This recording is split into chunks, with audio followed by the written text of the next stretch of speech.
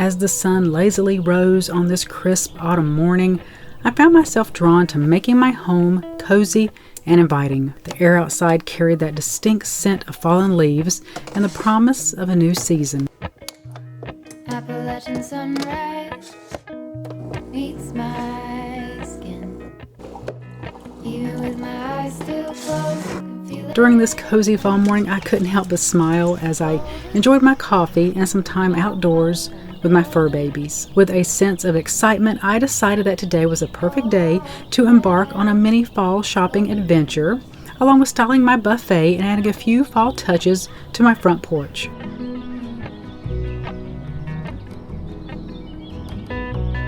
Mount Laurel high fives for miles in spring. Rainbow trout and hummingbird wing. Golden, I'll follow the golden. This cozy fall morning turned into a day of embracing the season, not just through shopping, but by infusing my home with the warmth, colors, and scents that make autumn so special. It's a reminder that the simple pleasures of life, like a cozy fall morning, styling a buffet, or adding a few fall touches to your front porch, can bring immeasurable joy in this season of change.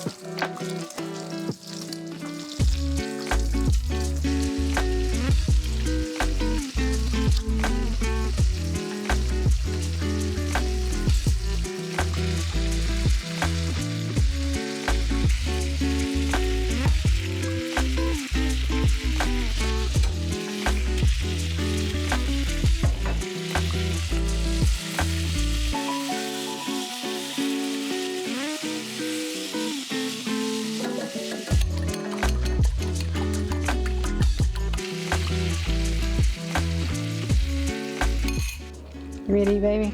I am. You got a busy day? Very busy. A lot of stuff.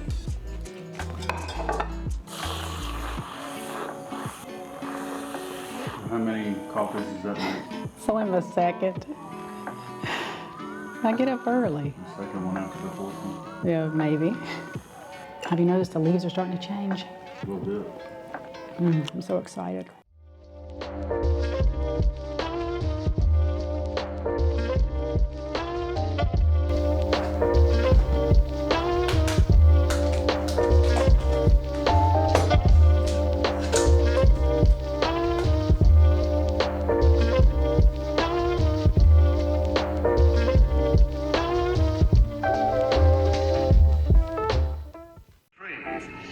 Trees are one of the loveliest features of this lovely little town. Ah, the simple joys of youth, the rich reward of living close to nature. For as he reaps the golden harvest.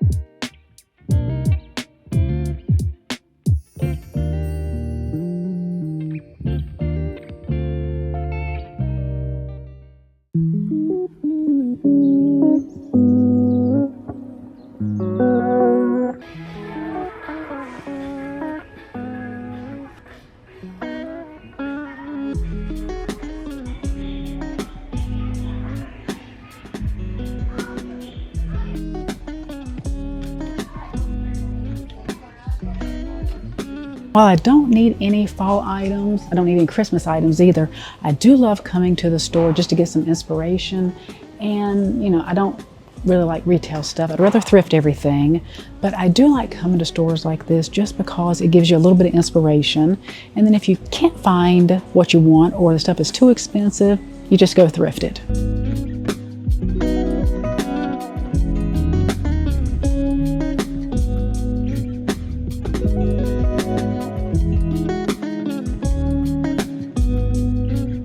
I purchased a couple of lamps at an antique store. The only thing missing were the lampshades.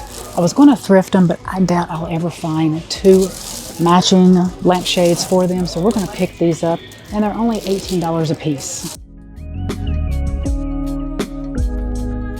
I found this gorgeous piece of artwork at the thrift store for only $15. Initially, when I found it, I thought it was going to go over my fireplace, but it doesn't fit over the fireplace, so I relocated it here over the buffet.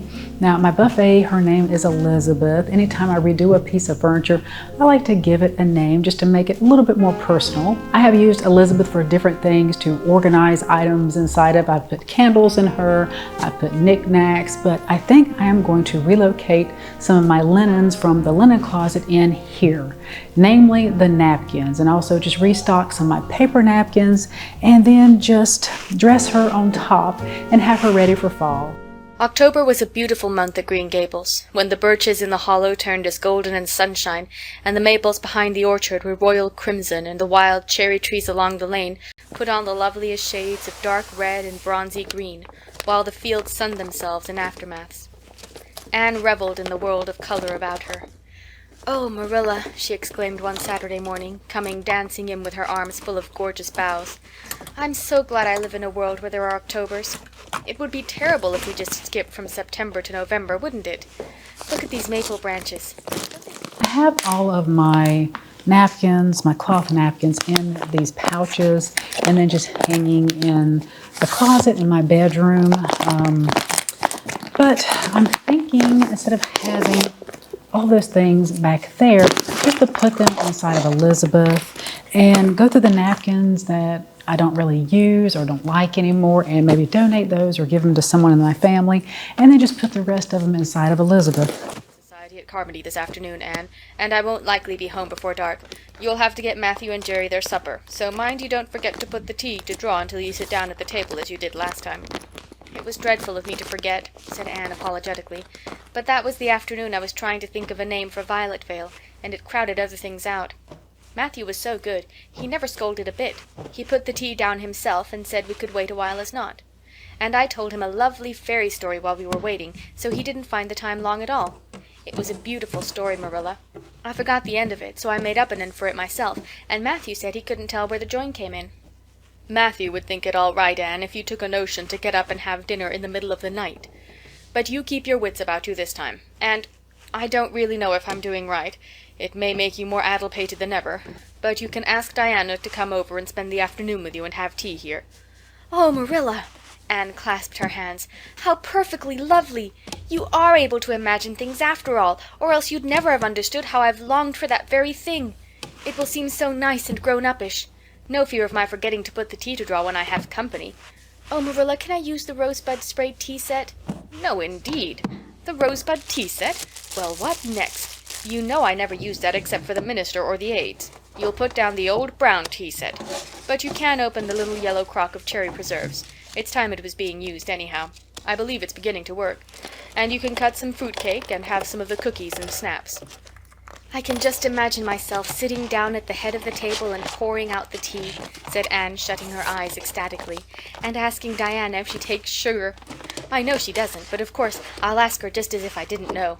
And then pressing her to take another piece of fruit cake and another helping of preserves. Oh, Marilla, it's a wonderful sensation just to think of it.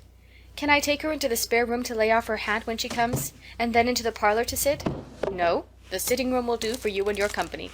But there is a bottle half full of raspberry cordial that was left over from the church social the other night. It's on the second shelf of the sitting room closet, and you and Diana can have it if you like, and a cookie to eat with it along in the afternoon, for I dare say Matthew'll be late coming in to tea since he's hauling potatoes to the vessel." Anne flew down to the hollow past the Dryad's Bubble and up the spruce path to Orchard Slope to ask Diana to tea. As a result, just after Marilla had driven off to Carmody, Diana came over dressed in her second-best dress and looking exactly as it is proper to look when asked out to tea. At other times she was wont to run into the kitchen without knocking, but now she knocked primly at the front door, and when Anne, dressed in her second best, as primly opened it, both little girls shook hands as gravely as if they had never met before. This unnatural solemnity lasted until after Diana had been taken to the east gable to lay off her hat, and then had sat for 10 minutes in the sitting-room, toes in position. "How is your mother?" inquired Anne politely, just as if she had not seen Mrs. Barry picking apples that morning, in excellent health and spirits. "She is very well, thank you.